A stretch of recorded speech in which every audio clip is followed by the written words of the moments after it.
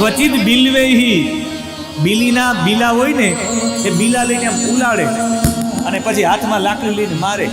અત્યારે દડો છે ત્યારે બિલ્વેહી બિલ્વદળથી, ક્વચિત કુંભેહી, કુંભેહી એટલે જાયફળ, જાયફળ લઈને આમ ઉડાડે અને આમ હાથમાં આમ કરે, જાયફળોથી રમે.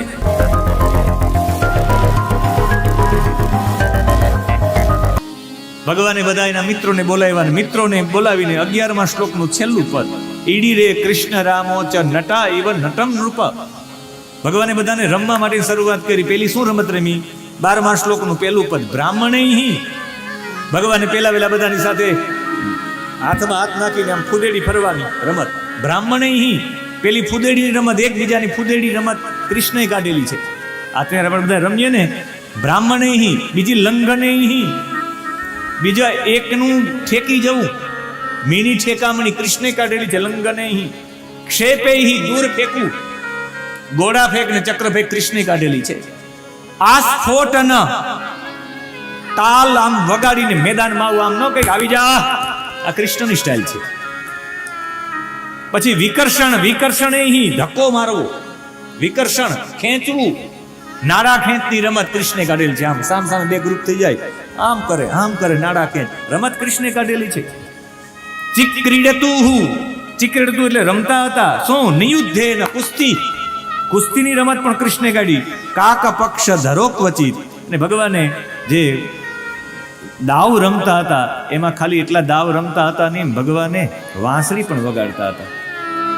ભગવાન નૃત્ય, ક્વચિત નૃત્ય, ક્યાંક ક્યાંક નૃત્ય કરતા હતા, ક્યાંક ક્યાંક ગાયકો, ક્યારેક ક્યારેક ગાયન કરતા હતા. ભગવાન પોતે આલાપ કરતા હતા, એવો સુંદર આલાપ કરે.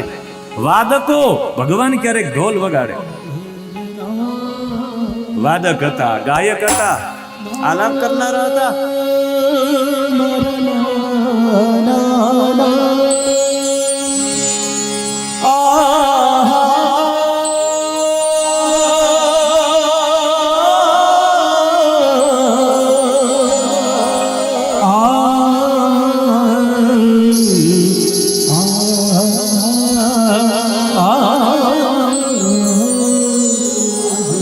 ખાલી પોતે વગાડતા ને ક્યારેક કોઈ બીજા ગાય. જેમ આલાપ કર્યો તો કૃષ્ણ શું કરતા? 13મા શ્લોકનું છેલ્લું પદ, સંશમ સતુર મહારાજ સાધ્વી સાધ્વી સાધુ સાધુ હિતિવાદીનો. સાધો સાધો, કોઈ આલાપ સારો કરે તો કૃષ્ણ ને બલરામ તાલી પાડીને વધાવતા, સાધો સાધો. આપણે પણ આલાપમાં બાપુને વધાવી લઈએ, સાધો સાધો, એવા ભાવ સાથે આલાપ કરતા હતા. જે આલાપ કરે એને પણ સાધો સાધો, સાધુ છે. ભગવાન તાલી પાડીને પ્રશંસા કરતા. વાદીનો, બે ભાઈઓ એવા ભગવાન રાજી થાય. કોઈ વગાડે સારું, ગાય તો ભગવાન એની પ્રશંસા કરે. ક્વચિત બિલ્વેહી, બિલીના બીલા હોય ને એ બીલા લઈને આમ ઉલાડે અને પછી હાથમાં લાકડી લઈને મારે. અત્યારે દડો છે ત્યારે બિલ્વેહી બિલ્વદળથી, ક્વચિત કુંભેહી, કુંભેહી એટલે જાયફળ, જાયફળ લઈને આમ ઉડાડે અને આમ હાથમાં આમ કરે, જાયફળોથી રમે. અને એનાથી પણ ચ અમલક મૃષ્ટિભિ, ખાલી એમ નહીં, આમડાઓ આમ ઊંચા ઉડાડે, પકડે મુખમાં, એવી રમત રમતા હતા. 14મો શ્લોક, અસ્પૃશ્યન નેત્ર બંધ, અડાવીને આંખ બંધ કરે. ભાઈ તુમ કહા હો, રાષ્ટ્રીય સ્વયંસેવક સંઘની રમત, પ્રિય રમત RSS ની. એક બધા લોકો આંખ બંધ કરી જાય, આખું એક ગોળ રાઉન્ડ હોય, ગોળ રાઉન્ડમાં બધાને આંખ બંધ કરી જવાની.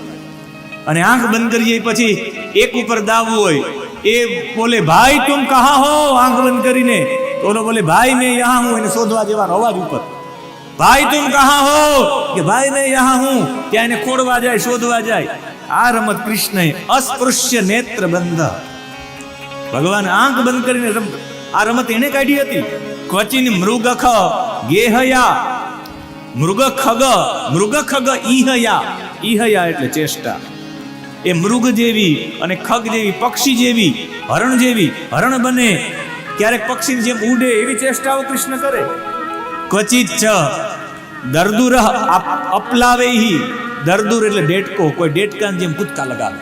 આપણે વાત કરીએ આગળ, લાંબો કૂદકો કોણ લગાવે? ડેટકો આમ ઉડીને લાંબો, એવા કૂદકા લગાવે, એની હરીફાઈ કરાવે. એનાથી આગળ આપ્લવે હી કૂદકા લગાવે. કેટલો અમે બેટ દ્વારિકામાં અમે ભણતા ત્યારે અહીં તમારા કચ્છના ભણતા, શ્યામ મહારાજ ને બધા ભણતા, અમે ડેરી લગાવતા. આર્યા પુનિત મહારાજ પણ લગાવી ને ડેરી. તમે પણ કૂવો હોય, કૂવામાં પાણી ભરેલું હોય અને પાણી ભરેલું એટલે ઉપરથી કૂવાની ઉપર ચડી જાય બધા વિદ્યાર્થી, એમાં કૂદકો મારે ને એ કૂદકો મારે, જેટલો ઊંચો કૂદકો મારે ને આમ પગ બેવડાવડ મારે, પાણી કેટલું ઊંચું ઉડે, સૌથી જે ઊંચી પાણીનો આમ પડે ને ઊંચો જાય એ સૌથી વિજેતા. એમ કનૈયો પણ કરતો આવું. અપલાવે વિવિધ રૂપ હાસકે, દરેક હસવાની રીત. અત્યારે આ લાફિંગ ક્લબો ચાલે છે ને, લાફિંગ ક્લબો ચાલુ કરનારા કૃષ્ણ, એના માટે કહ્યું છે વિવિધ રૂપ હાસકે, બધાને હસાવવાની અનંત પદ્ધતિ, બધાને હસાવે. તમારા હમીરસર તળાવ પાસે જે ઓલું છે એમાં એક બગીચો છે, સવારમાં 5-7 બહેનો મોટા મોટા અવાજે કરતા હોય, ત્યારે મને એવું લાગે કનૈયા ભુજ સુધી પહોંચી ગયા તમે.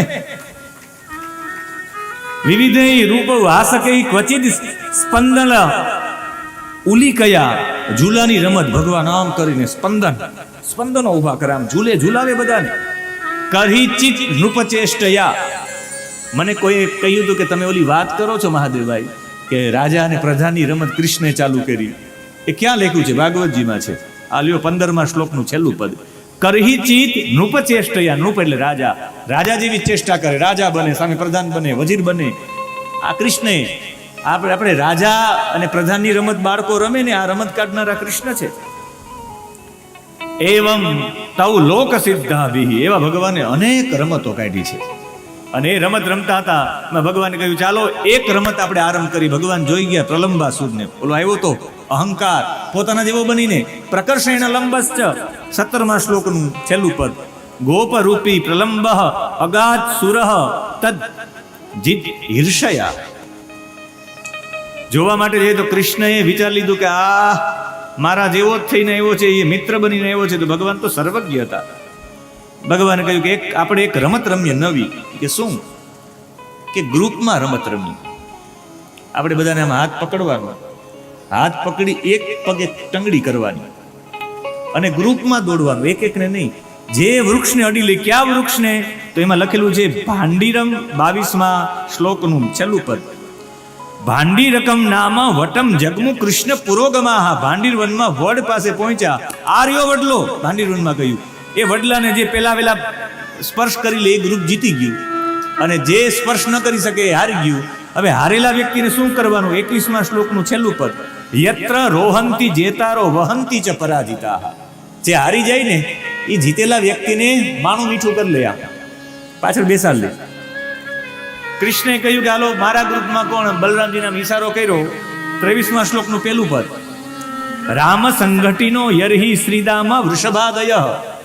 રામ એટલે બલરામજી, સંગઠિન એટલે એ ગ્રુપના વડા બન્યા, એક દળ બનાવ્યું. સંગઠિન એટલે બળ, દળ એટલે ગ્રુપ. યરહી શ્રીદામાને કીધું મારા ગ્રુપમાં આવી જા. અને વૃષભને કહ્યું કે તું મારા ગ્રુપમાં આવી જા. એટલે હતા 6 જ લોકો ત્યાં, ઓલા બીજા બધા બીજી રીતે રમતા હતા. આ લોકોએ ઓલા ભાંડીર વનમાં વડલો જોઈને રમત ચાલુ કરી. હવે 6 લોકોમાં એક હતો પ્રલંબાસુર, એક હતા ભદ્રસેન, એક હતા કૃષ્ણ, એક હતા શ્રીદામા, એક હતા બલરામજી ને એક વૃષભ. હવે બલરામજીએ પોતાના ગ્રુપમાં શ્રીદામાને અને વૃષભને લઈ લીધા હોય તો બાકી કોણ રહી? ઓલો પ્રલંબાસુર બાકી રહી ને ભદ્રસેન બાકી રહે. કૃષ્ણ કાલો આ મારા ગ્રુપમાં, અને ટંગડી કરી હાલો 1, 2 અને 3 દોડ્યા. કૃષ્ણએ આમ પકડી રાખે દોડવાનું, કૃષ્ણ હારી ગયા, આખું ગ્રુપ હારી ગયું. હારી ગયા એટલે કૃષ્ણએ સૌથી પહેલા દોડી અને શ્રીદામાને માણાની ચામ લઈ લીધા. એના ખંભા ઉપર શ્રીદામા આવ્યા, આ તરફ ભદ્રસેને વૃષભને લઈ લીધા. 24મો શ્લોક. આ ખાલી હું આમાં વાતો કરું એમ નહીં, ભાગવતજીમાં છે 24મો શ્લોક. ઉવાહ કૃષ્ણ ભગવાન શ્રીદામાનામ પરાજિત. ભગવાને ભગવાન તત્કાલ શ્રીદામાને હારી ગયા હતા, ખંભા પર બેસા લીધું. વૃષભમ ભદ્રસેનસ્તુ, વૃષભે ભદ્રસેનને લઈ લીધા. અને પ્રલંબો રોહિણી સુતમ, પ્રલંબાસુરે બલરામજીને લીધા. ભગવાને કહ્યું કે આ જ છે અહંકારને અહંકાર જ મારી શકે. સંકર્ષણ છે આ. તમારા જીવનનો તામસી અહંકાર તમારે મારવો હોય, રાજસી અહંકાર મારવો હોય તો સાત્વિક અહંકાર મારી શકે. વયમ અમૃતસ્ય પુત્રઃ સાત્વિક અહંકાર છે. અહમ બ્રહ્માસ્મિ સાત્વિક અહંકાર છે. હું ભગવાનનો ભક્ત છું સાત્વિક અહંકાર છે. હું રામચરિત માનસના પાઠ કરવા વાળો છું સાત્વિક અહંકાર છે. હું ગીતાજીના પાઠ કરનારો છું સાત્વિક અહંકાર છે. હું અવધેશાનંદજીનો શિષ્ય છું સાત્વિક અહંકાર છે. હું જ્ઞાનાનંદજીનો શિષ્ય છું સાત્વિક અહંકાર છે. હું રોજ કેવલ્ય ઉપનિષદનો પાઠ કરું છું સાત્વિક અહંકાર છે. એનાથી આ અહંકાર અહંકારથી મરે. લોઢું લોઢાને કાપે. અને એ માટે અહીંયા ભગવાને ઈશારો કર્યો. 28મો શ્લોક. ઋષા અહન શિરસી દ્રઢેન મુષ્ટિના, એક મુષ્ટિકા એના મસ્તક ઉપર અહન મારો. અને વજ્ર રમસા, વજ્ર જેવા વ્યક્તિ. વજ્રનું એક મહત્તા છે. વજ્ર જ્યારે તમારા ઉપર પડે ત્યારે વજ્રનો વેગ બહુ જબરદસ્ત હોય. અહીંયા રમહસાનો મતલબ છે વેગ. રમહ શબ્દની તૃતીય વિભક્તિ એક વચન છે. રમહસા એટલે વેગથી, વજ્રના વેગથી મારો એક મુષ્ટિકા. ધીમે ધીમે આમ નહીં, આમ મારો મુષ્ટિકા. વાત થઈ જાય પૂરી. કૃષ્ણએ ઈશારો કરીને કહ્યું અને બલરામજીનો ઘૂંબો પડે. કેવો પડ્યો? મુઠ્ઠીનો પ્રહાર કર્યો. અહીંયા લખેલું છે 29મા શ્લોકમાં, મુખાદ વમન, એના મુખમાંથી ઉલટી થવા માંડી લોહીની. 29મા શ્લોકનું બીજું પદ, મુખાદ વમન રુધિરમ અપસ્મૃતો અસુરઃ. અરે બેભાન થઈ ગયો, મોઢામાંથી લોહીની ધાર થઈ ગઈ. કેવી મુષ્ટિકા મારી હશે? અને પૃથ્વી ઉપર પડ્યો એટલે પ્રાણહીન થઈ ગયો છે, મરી ગયો. આયુધા હતઃ, અને જે મૃત્યુ થઈ ગયું ત્યારે બધાએ તાલીઓ પાડી. પ્રલંબાસુર સાક્ષાત અહંકાર હતો.